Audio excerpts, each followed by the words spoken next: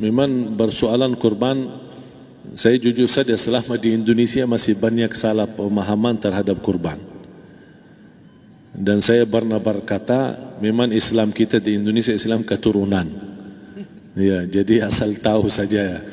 Ya, tapi dari segi belajaran, mohon maaf ya, kita terlalu jauh terhadap pemahaman. Yang saya maksud, kita melaksanakan sesuatu tapi kita sudah belajar, sudah tahu, bukan hanya asal saya dengar, saya lihat, saya bukan sebatas itu, tapi kita punya dasarnya.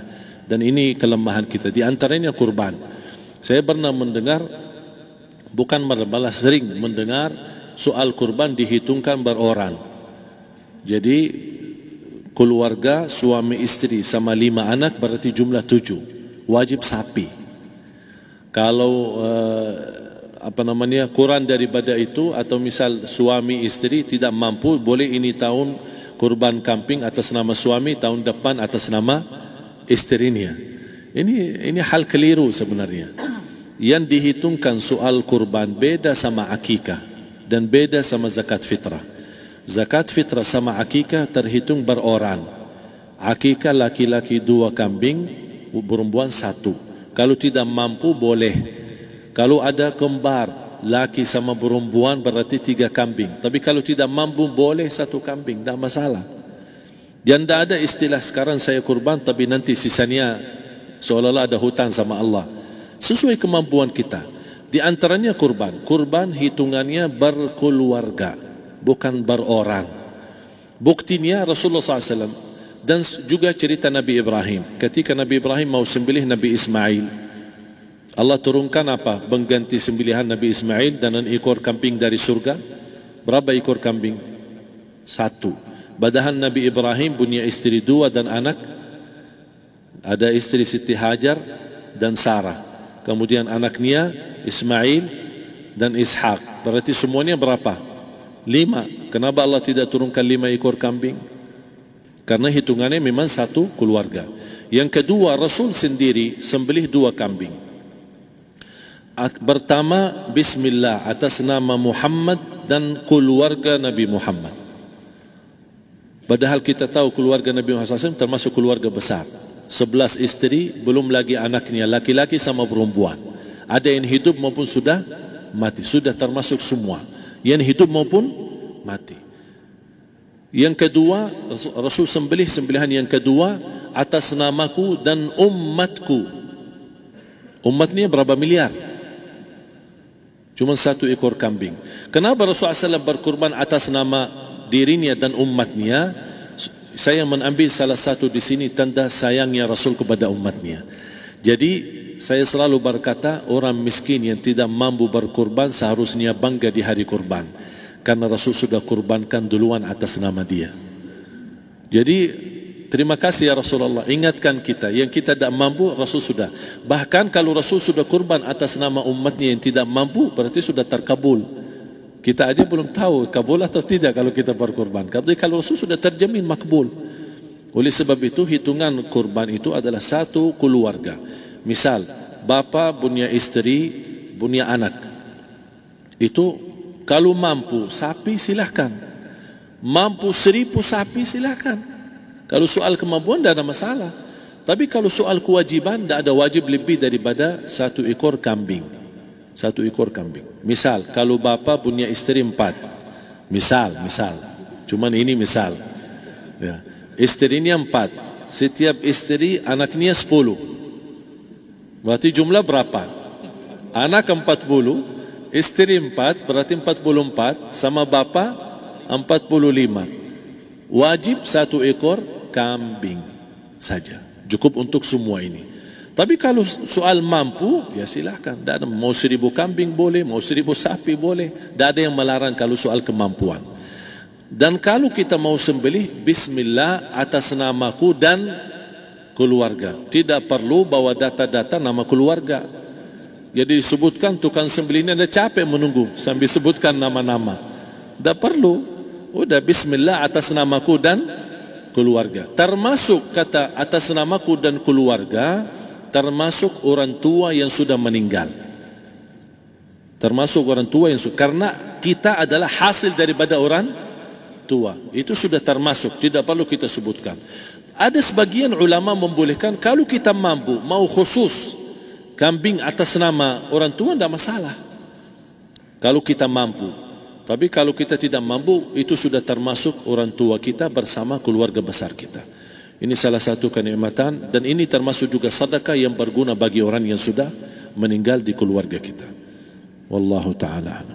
Dan juga masalah panitia, bisa kita mewakili. Kalau kita tidak mengerti sembelihannya dan tidak mengerti cara bagiannya. Tapi ada satu sunnah yang termasuk kehilangan sunnah ini, adalah banyak yang tidak mau makan dari hasil kurban. Padahal itu sunnah Rasul.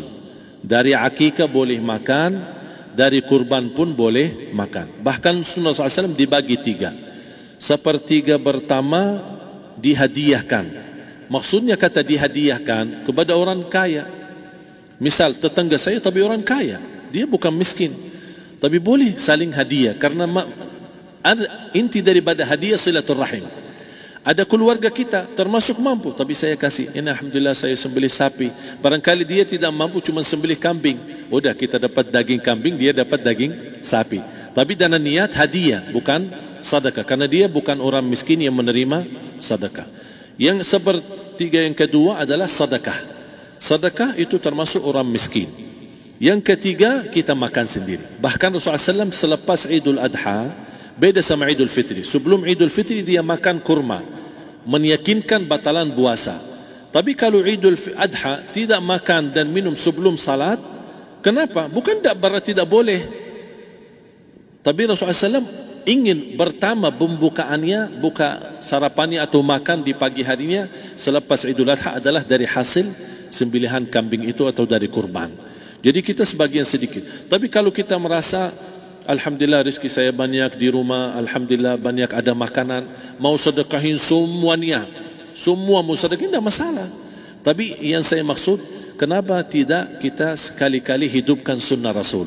Jadi sebagian, walaupun ada sebagian sedikit lah, buat istilahnya sama sedikit porsi nasi atau apa, karena kita berhak sebagai kita kurbankan lillahi ta'ala, kita berhak menikmati kurban ini yang lillahi ta'ala supaya kita mendapatkan keberkahannya, bukan hanya orang lain.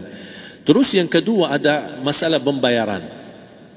Kalau kita wakili panitia, boleh kita pesan sama panitia, tolong sedikit dari kurban saya minta buat saya makan.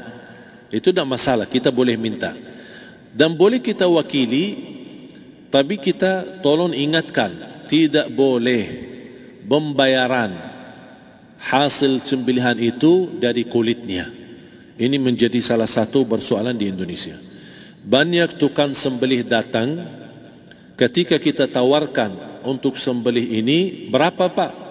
Oh tidak apa-apa, kasih aja kulitnya sama kepalanya. Jangan anda setuju, jangan anda terima. Oh maaf, saya tidak bisa. Bapak berapa ongkos sembelihannya? Kita harus sepakat dulu. Tidak, saya ikhlas, tidak apa-apa, seikhlasnya. Tapi yang penting kepalanya sama kulitnya. Itu aja yang saya minta, yang lain tidak apa-apa. Tidak boleh. Tidak boleh. Kenapa? Karena ini kurban. Kata kurban berarti lillahi ta'ala, bukan untuk jual beli. Kalau kita sudah bayar dari bagian kurban, berarti bukan lillahi ta'ala. Harus kita jaga amalan itu. Tapi bagaimana cara jalan keluarnya? Kita harus sepakat, ijab kabul. Sepakat dulu, Pak, saya udah begini, saya kasih untuk sembelihan 50.000. Bapak setuju? Ya udah setuju. Selesai kan? Sudah sembelih, sudah potong, sudah semua. Lepas ini semua kita kasih ongkos 50.000 ongkos sembelihannya. Habis itu, Pak, kulitnya sama kepala hadiah buat Bapak. Itu dah apa-apa, dah masalah. Tapi bukan untuk bayar sembelihan. Faham maksud saya? Harus dibedakan supaya jangan sampai amalan kita kurban habis biaya, habis ini malah tidak diterima karena sudah kita bayar sebagian daripada kurban. Saya silahkan bayar apa yang kita sepakati, mau hadiahkan kepada dia karena kita tidak bisa guna. Buat apa yang kita mau gunain kulitnya? Tidak bisa. Tapi buat mereka lebih berguna, oleh karena itu kita bisa hadiahkan untuk mereka. Bahkan kita bisa juga kasih daging untuk mereka bisa menikmati sebagai sedekah. Wallahu taala alam.